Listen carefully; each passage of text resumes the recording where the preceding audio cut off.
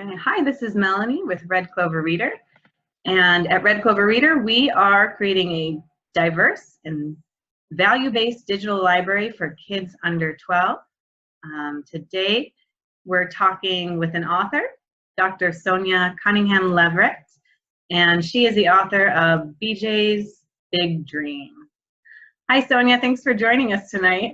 Hello. Thanks for having me. I'm excited to be on. Yeah, well, it's great to see you. So we love BJ's Big Dream. I think it's a really neat story. Can you talk a little bit about what inspired you to start writing that? I was inspired by my son, who was about 5 when he decided he wanted long hair. And he used to pretend that he had long hair, even though he didn't. He would use a black towel, and a brush would be his microphone, and he would turn into Bob Marley. And so he started trying to get his hair to grow at the age of 5, but it took him all the way up until 9th grade to actually get his hair to lock so that it would grow. And as a mom, I stood by and watched, and I often said, you know, give up. That's a silly dream. Just let it go. But he would not. He had the tenacity to just continue to seek after that dream for so long that I learned something from it. And I decided that I wanted to share that dream recipe with children all over the world, that if you want something bad enough, if you have the patience and you have the faith, that it will come to pass if you just stick with it. Okay, yeah. And that's kind of follows BJ's journey in this story. Yes, definitely. Yeah, I think that's pretty cool. So is BJ's Big Dream your first book for kids?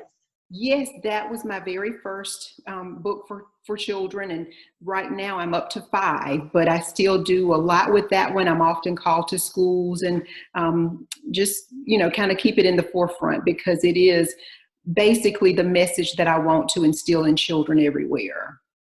Yeah, I think it's really important, and I think a lot of families can relate to it, and I think there's also a really big cultural significance around hair and growing out your hair, and kind of like some cultural attitudes around it as well. Exactly, because as a parent, I had to step aside and put aside whatever I thought he should do. And it wasn't always easy. When he was letting it grow out, sometimes it really looked like a sweaty, mushy mess. And those were the times that we had to go back to the barbershop, get it cut off, start all over again. And sometimes I wonder, you know, how much I was criticized as a parent for letting my child experiment and walk around sometimes when it just wasn't very pretty. It just really didn't look good. But again, what I learned was let him somewhat explore. If that's what he wants, if he's happy with it, then I have to support it.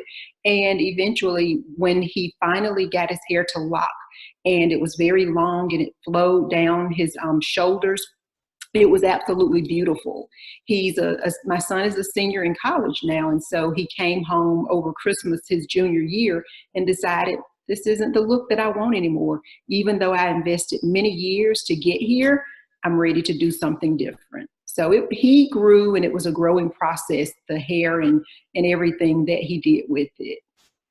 Well, I really like how BJ can relate it to some of the stories of Samson's strength and how it kind of just inspires his dreams. I think that's really great. And I love the illustrations. Did you work with an illustrator for those? Yes, I did. I worked with an illustrator who was actually in another country, so it wasn't that easy. But what was very interesting was I just totally turned the manuscript over to her. And what she sent back just really surprised me, because she really visualized everything that I saw. And so, like I said, I was very pleased. Yeah, well, I think they have a really warm quality to them. I love the characters' eyes. They look really warm and expressive. Well, thank you. What I really liked was how the colors just really, really pop. They're bright, and I think that engages children easily. Yeah, I think so too. So are you working on anything right now? I just released my 5th children's book, which is called Oh to Be a Bulldog, and it is a mascot book because it is written about homecoming at South Carolina State University. And it's through the eyes of a child who, for the first time, steps on the campus, sees the band and all of the festivities and everything that goes on at a game. And so I'll be very busy in the next few months with it being football season, marketing that book at some of the football games. Yeah, I think that is a great idea. We actually just went to a homecoming of, well, was it a homecoming? It was a football event, kind of like a big tailgating. We're right next to a Big 12 school, and it really brings people together, and it's a big community event. And I think that's a great idea. Thank you. Yeah. Thank you. So, can you tell us a little bit about yourself, what you do in your spare time? I mean, in addition to writing kids' books, of course. Yeah, and then maybe we can conclude with some tips for young readers or parents. Okay, well, I am a veteran educator and I retired at the end of June. I am working part-time with the school district just a couple days of the week, which gives me time to write and to read, which are two things that I absolutely love doing. But at the same time, I am helping others publish. So I have a publishing company and I take submissions of all different types. And so then I work with the author to make their final product what it is that they would like. And so between those two jobs and the marketing, it keeps me very busy, but I'm very satisfied because I'm doing what I really, really love. My love for books and for children, I've combined it. And so I have the best of both worlds. Now, do you focus on other authors of children's books in your publishing company, or? So far, of the 7 that I've helped others publish, only 1 has been a children's book. Okay. The others have been pretty much poetry anthologies, short stories, and then also an autobiography. Okay. And what's the name of your publishing company? It is Hadassah's Crown, and Hadassah is the name for Queen Esther from the Bible. Oh. Yes. And you mentioned that about Samson, and so with the public schools, I have to be somewhat careful, but I do try to slip in that faith as best I can to, just really help children understand that, it helps. You have to be grounded to really do well and to go far in life. Yeah. Well, I think that you did a really great job of balancing those interests. Thank you. Yeah, so we'd love to hear some tips that maybe you can offer to young readers or to parents of young readers. As a mom with a growing reader, when my son was small, I would pretty much tell my son, if there's any book on earth that you want, we will get that book.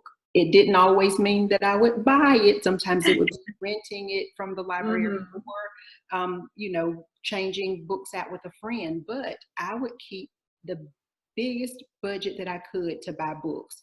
When it came to video games, that wasn't the case. But books, you can have as many as you want. We go to the library, we make dates to go to the bookstore, and we make it fun. You read and I read. And that was what I tried to model for him, because it's just so very important. Children have to see us reading. And so that was just, somewhat, I didn't want it to be a chore. I wanted it to be something that he really enjoyed. And what I've learned as an English teacher and as a reading teacher as well is when you can finally help a child find what they really, really enjoy reading, that's when you have a reader who's very avid, who's excited, and you pretty much have a lifelong reader. So just helping them find what it is that truly interests them.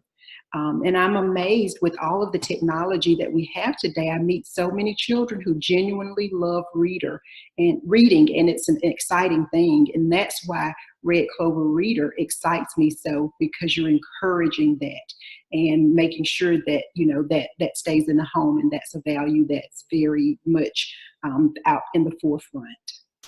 Yeah. Well, thanks for saying that. We really hope that's something that we can help parents and kids find books that they love, and that have messages that parents are hoping to instill in their kids, and help educators use stories to teach certain lessons. So. Exactly. So I Yeah. was really taking advantage of this and loved it when I was a reading teacher and when my son was small. That would have been awesome because you've done, you know, a lot of the homework for parents to help them make, you know, good selections, because there's so much literature out there. And, you know, when you have somewhat, you know, narrowed it down and identified that has the, you know, the great values and all, that really is a bonus to parents. Yeah, I think so. I think so. And especially, you know, a part of our mission is making sure that parents can find access to diverse stories written by authors from all sorts of different places in life and stories. And I think that's something that independent authors can really bring to the table. So we are really happy to have you on the platform. And like I said, I love BJ's Big Dream. I think that that's super cute, and I think a lot of families will really enjoy it.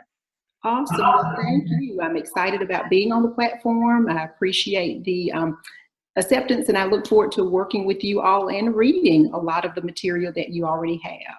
Yeah. Okay. Thank you. Thank you, Dr. Sonia. All right. And we will chat with you soon. Okay. Have a great night. Yeah, you too. Okay. Bye, everyone. This has been Melanie talking with Dr. Sonia Cunningham Leverette, author of BJ's Big Dream. Check it out on Red Clover Reader. Good night, everyone. Bye, Sonia. Bye-bye. Bye.